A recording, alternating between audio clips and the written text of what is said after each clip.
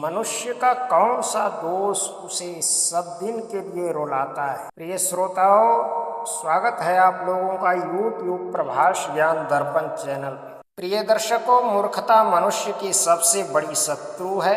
मूर्ख आदमी में यही दो दोष होते हैं कि वह जानता भी नहीं और किसी समझदार की मानता भी नहीं। मूर्ख मनुष्य असमय में और अकारण दुख भोगता रहता है। जीवन में अगर सबसे बड़ी दुखदाई कोई चीज है तो वह है उसका मूर्ख होना। व्यक्ति करने योग्य कार्य को भी नहीं करता है और जब करता है तो अपनी उल्टी सल्टी हरकतों से कार्य का परिणाम ही नष्ट कर देता है। प्रिय श्रोताओं, आज मैं आपको एक ऐसे राजा की कहानी सुनाने जा रहा हूँ जो मूर्खता की डिग्री लिए बैठा था। किसी देश के राजा के एक घर एक पुत्र का जन्म हुआ था। पुत्र जब बड़ा हुआ तो राजा को पता चला कि उसका पुत्र तो मूर्ख है, और एक राजा के घर में मूर्ख पुत्र का होना राजा और राज दोनों के लिए दुर्भाग्यपूर्ण कहते हैं। मूर्ख पुत्र होने से अच्छा है कि पुत्र मरा हुआ पैदा हो जाए। मरने पर तो वह सिर्फ एक बार ही दुख देता है, पर मूर्ख होने पर वह माँ बाप को जीवन भर दुख पहुँचाता है और स्वयं भी पल पल पर कष्ट भोगता है।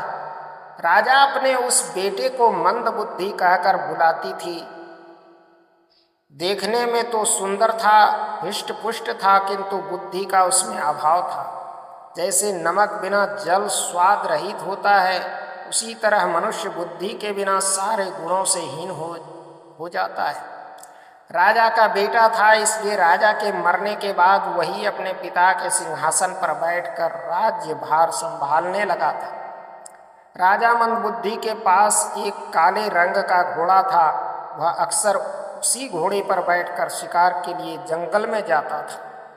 ऊंची ऊंची पहाड़ियों पर घोड़ा सवारी करता था और समय आने पर उसी घोड़े पर बैठकर युद्ध भी लड़ा करता था। घोड़े से उसका इतना लगाव था कि दर्जनों नौकर चाकर उसके घोड़े की देखभाल करती थी। उसने नहला धुला कर उसकी मालिश करती थी। कुछ नौकर घोड़े के लिए उसके खाने का प्रबंध करता था। तरह तरह का चारा घोड़े को दिया जाता था। घोड़ा देखने में भी बड़ा सुंदर था और दौड़ने में भी राजा था। मंदबुद्धि तो मंदबुद्धि था। उसका राज्य का सारा कामकाज उसके मंत्रीगण ही देख रेख करते थे। एक दिन पड़ोसी देश के राजा हिंगू मल ने अचानक उसके राज्य पर चढ़ाई कर दी। यह देखकर सारे राज्य में अफरा तफरी मच गई।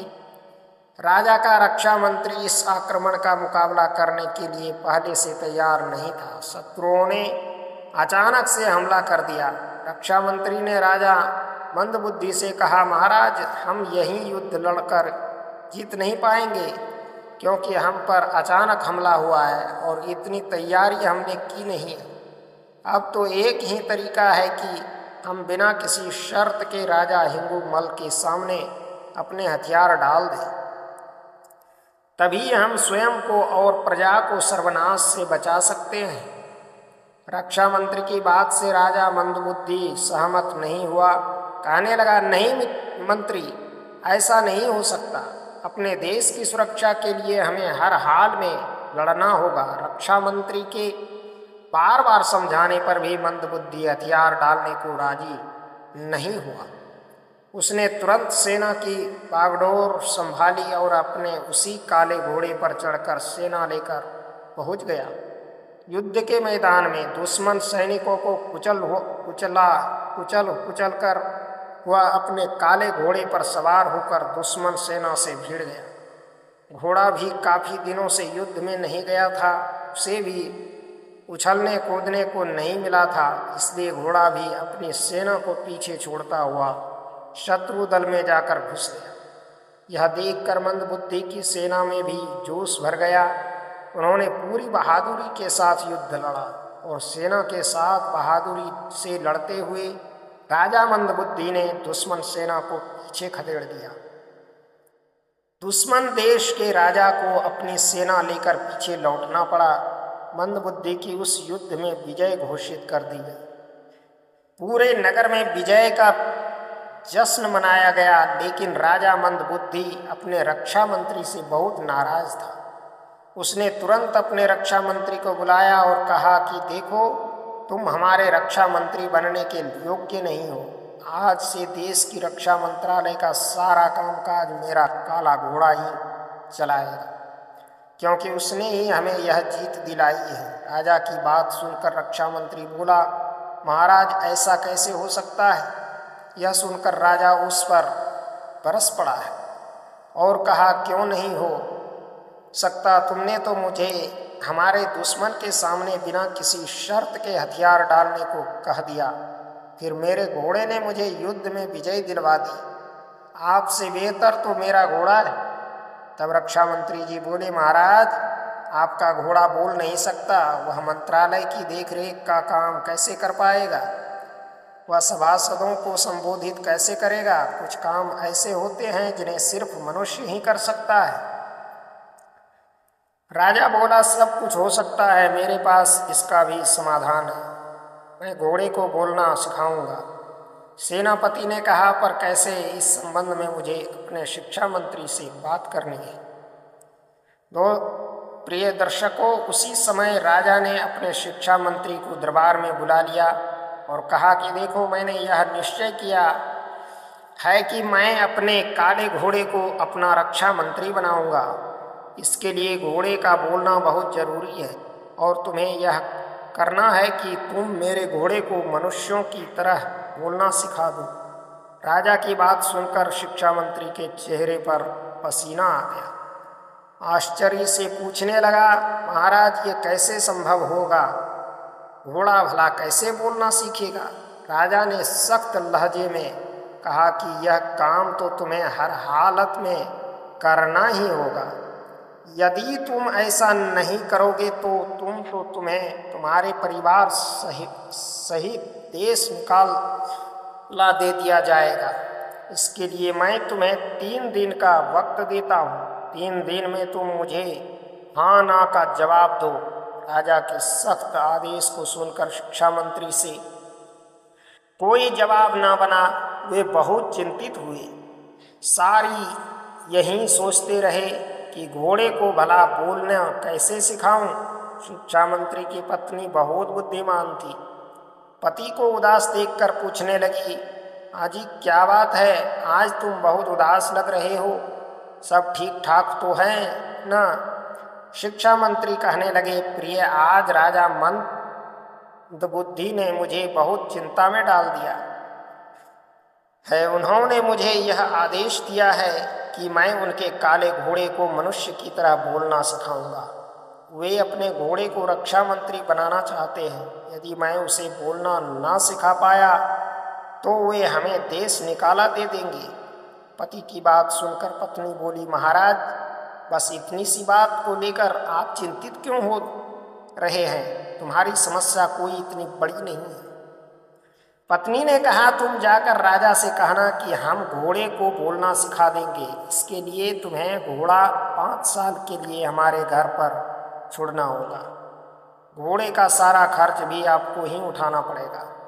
पत्नी की बात सुनकर शिक्षा मंत्री को कुछ राहत मिली और उन्होंने राजा मंदबुद्धि से सारी बात ज्यों की त्यों जाकर कह दी कि हम आपके काले घोड़े को बोलना तो सिखा देंगे, उसके लिए तुम्हें घोड़ा हमारे यहाँ छोड़ना पड़ेगा और घोड़े का खर्च भी राज्य की तरफ से ही होगा। यह सुनकर राजा बड़ा खुश हुआ। शिक्षा मंत्री ने आगे कहा, महाराज वैसे तो यह काम बहुत कठिन है, लेकिन हम ऐसा कर लेंगे। इस काम में काफ़ी खर्च आएगा और समय भी काफ़ी लगेगा। राजा ने कहा, आप इस बात की चिंता मत करिए, बस एक बार हमारा घोड़ा बोलना सीख जाए, फिर तो मैं इसे रक्षा मंत्री ही बना दूंगा।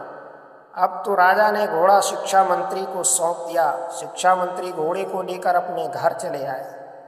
मित्रों, प्रिय दर्शकों, यह बात आग की तरह पूरे राज्य में फैल गई कि राजा साहब अपने काले घोड़े को रक्षा मंत्री बनाने जा रहे हैं।